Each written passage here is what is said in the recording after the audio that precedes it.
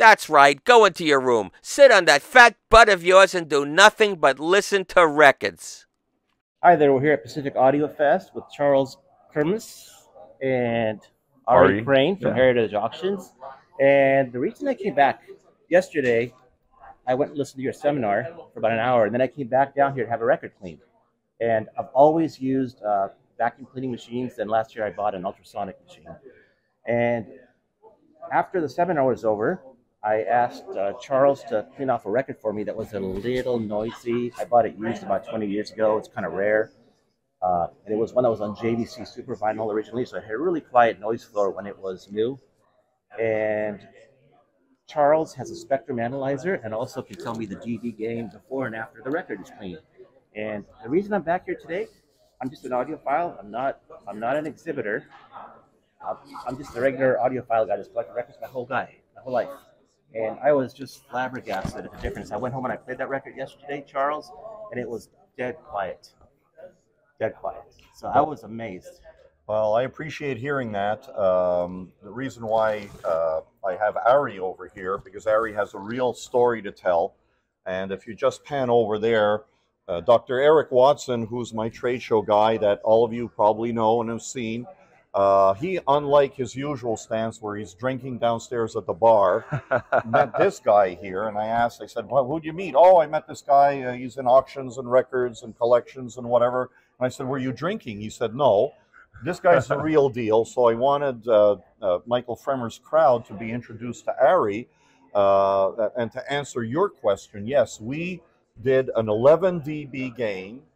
Also an 11 dB gain here on this record today, which I've never seen. I mean, that's double over double. And, you know, we did pre and post recordings, as Michael knows very well. And if we look at this meter right here, this is a very old record that we've restored from the Philadelphia Orchestra, which, by the way, Robert Grossman was their curator, who's just retired. And now we see the low frequencies and the upper frequencies appear, which originally, when we played the record, we didn't. This record here, we got 3.7 dB gain of extra signal. And this is his record at the 11 dB gain. And Ari, you explain who you are and what you're doing, because it's really revolutionary of what they're also doing in collections of records now and sealing them. So awesome. Go ahead. Yeah, I appreciate it. Thanks for the intro. And my name is Ari Crane. I'm the director of vinyl record consignments at Heritage Auctions. We're the largest auction house in the United States and the largest collectibles auction house in the world. And I've been an audiophile and a vinyl record junkie for the last 25 years. I'm really passionate about what I do, finding the rarest first pressings on the planet and preserving those. Also looking for consignments right now. I'm on Instagram at iHuntVinyl, and our website is ha.com/41177 is our current auction, and that's going on and live right now and ends today for our showcase auction. And then, so world's rarest records, and I'm always trying to find the earliest pressings. I collect early ska, reggae, blues, you name it, classical music, bop jazz, all, you know, 40s through 70s first pressings. So I'm always trying to upgrade my records and trying to find better copies if they exist. So. In your last catalog, I noticed you even had some Beatles acetates, right?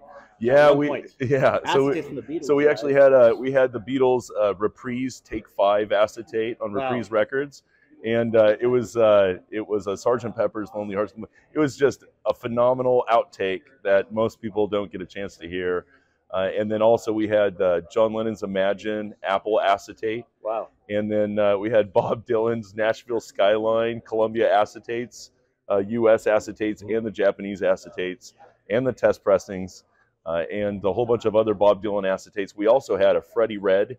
It's in a Blue Note attributed time where 1961 he's supposed to be moving to Denmark, and he gets kicked out of Blue Note Records, has a dispute with the owners, and ended up next time we hear him is 1970s playing piano on James Taylor's record.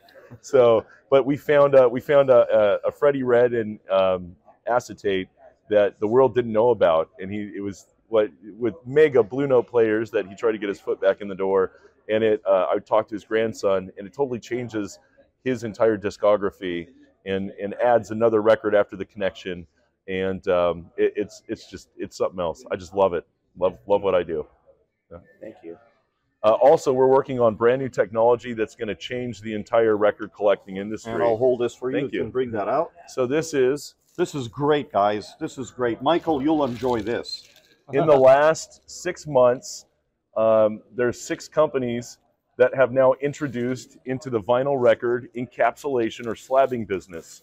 And it's here to stay. Whether or not you agree with it or like it or not, I'm advocating for three different things that would be acceptable to encapsulate. And that would be sealed first pressings, that would be acetates and test pressings, and possibly a fourth I might be amenable to are records that are very scarce in their press runs.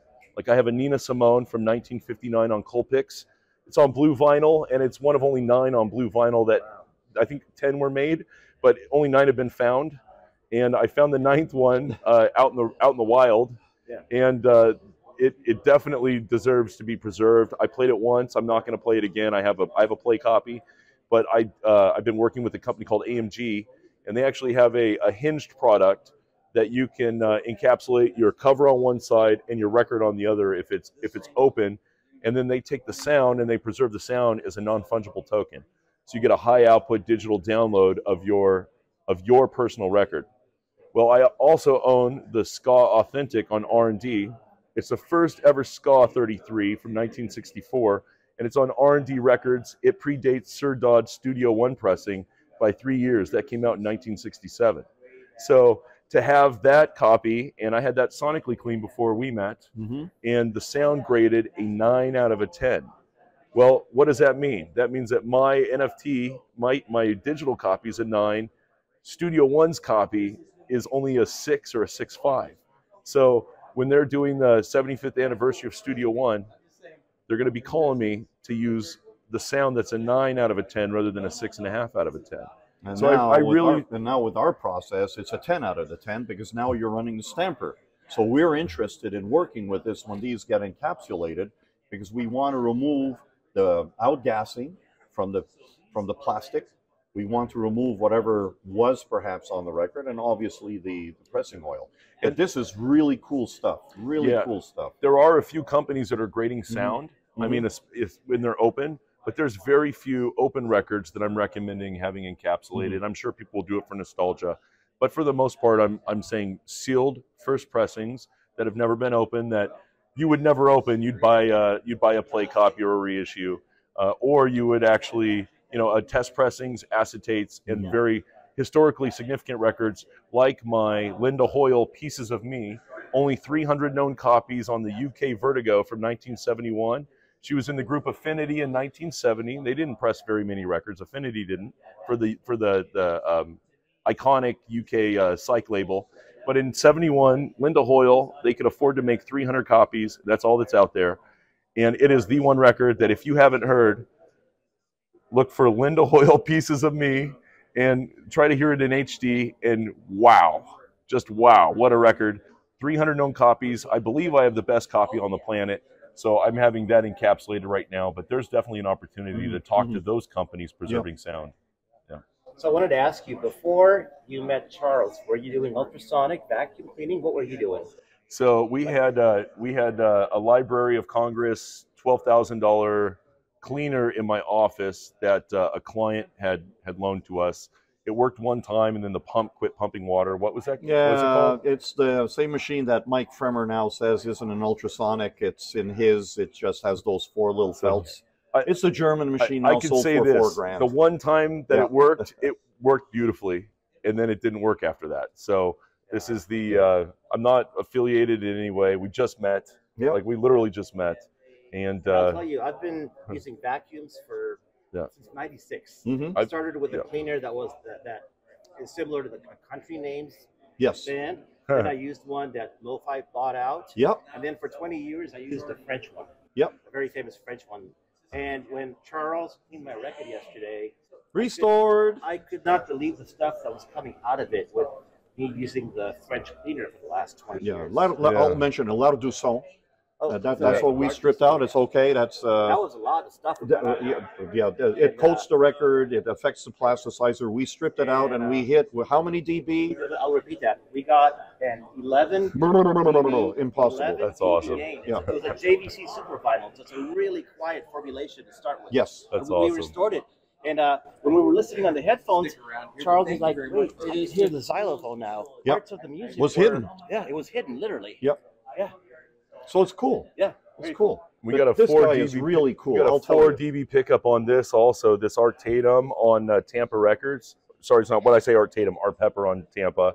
And Tampa's one of the labels I absolutely love. Is that going in your catalog for auction? No, this is my personal Your copy. personal copy. Yeah, Gotcha. yeah, it's personal. And where did you find it? I found this one next door. Next door. Yeah. Isn't that Oh, cool? you bought Come it to here the at show. the show? I Yeah. bought. Yeah, Yeah. I spent a lot of money at the show. Isn't yeah. that cool? We literally have an entire room, you guys, full of ballroom full of records.